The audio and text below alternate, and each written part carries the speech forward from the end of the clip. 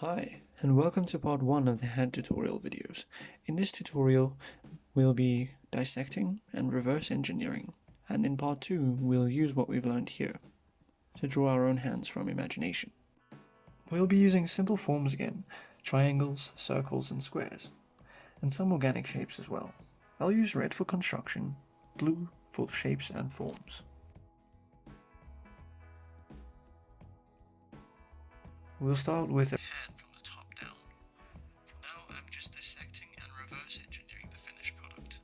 I want you to have a clear understanding of where the process can and should take you.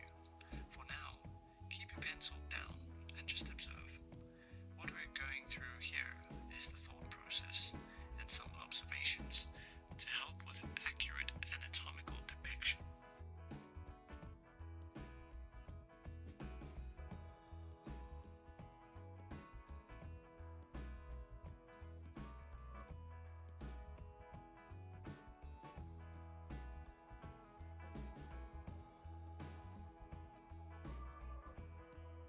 When it comes to the palm of the hand, there are 3 distinct shapes to look for.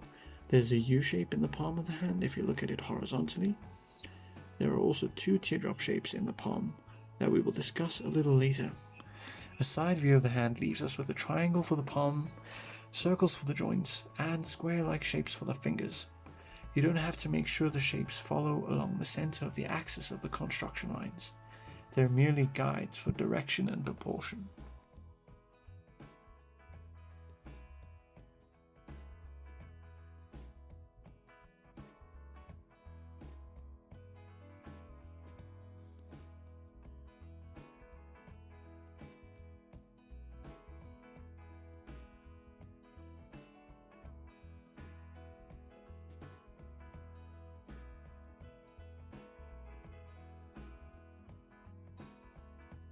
There is also an arch to the overall shape of the front of the palm, stretching out to the fingers.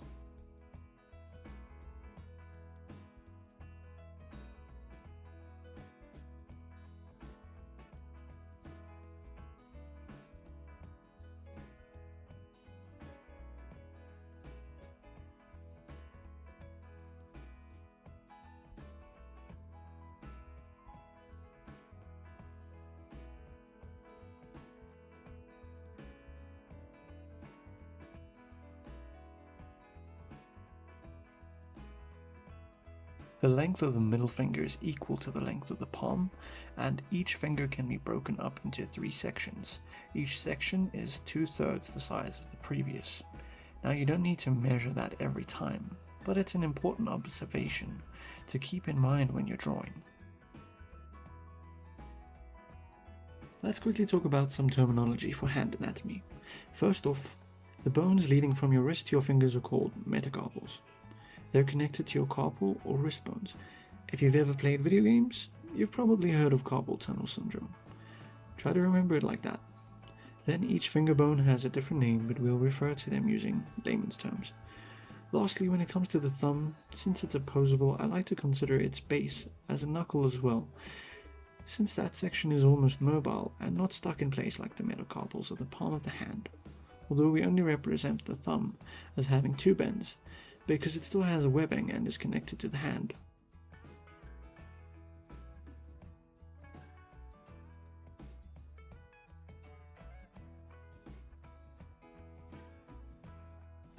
This video is a lot longer because hands are a lot more in depth than the poses in previous videos, and I really wanted to get into detail with it and to be thorough so that you can walk away with a full understanding of how to draw hands.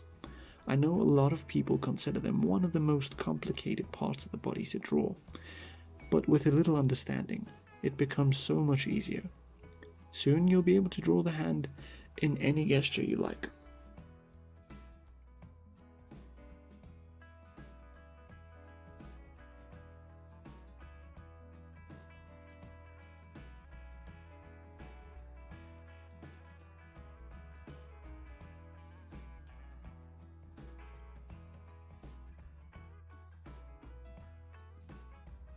These are those teardrop shapes I was talking about earlier. You'll notice they're not the same size and they don't connect symmetrically. They're also not rounded shapes. They're teardrops. Teardrops, okay? If you don't draw them as teardrops, you will have a butt hand, and then I will shed literal tears. Unless, of course, that's your aim, then by all means, draw that booty.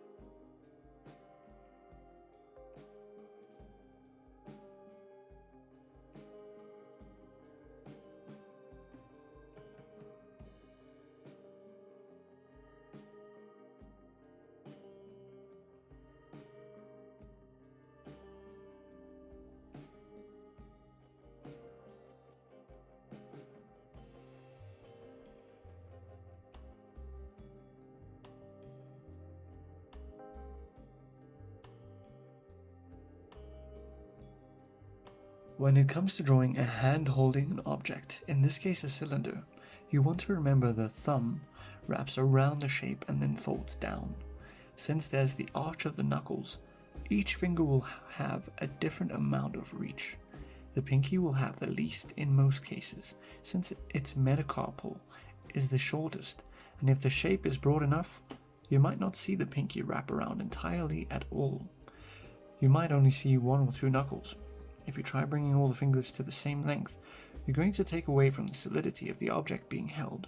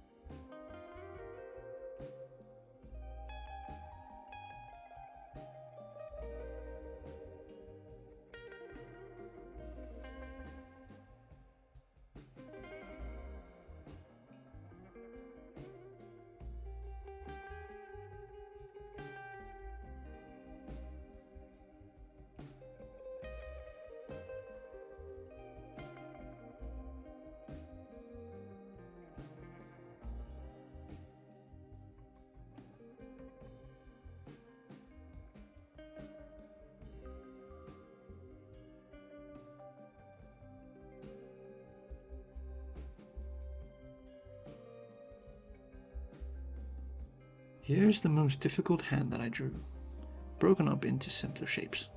It's foreshortened and has overlapping. You'll see the cubic shape of the palm is quite bent because of the gesture of the fingers, and there is also foreshortening with the thumb. It can be quite tough to do this with fingers and the thumb because of their organic shape. But if you start by breaking them down into simple geometric shapes, perspective becomes much easier. If you're not sure about how to do overlapping, you can check it out in one of my previous tutorials. I'll leave a link in the description and at the end of the video as well.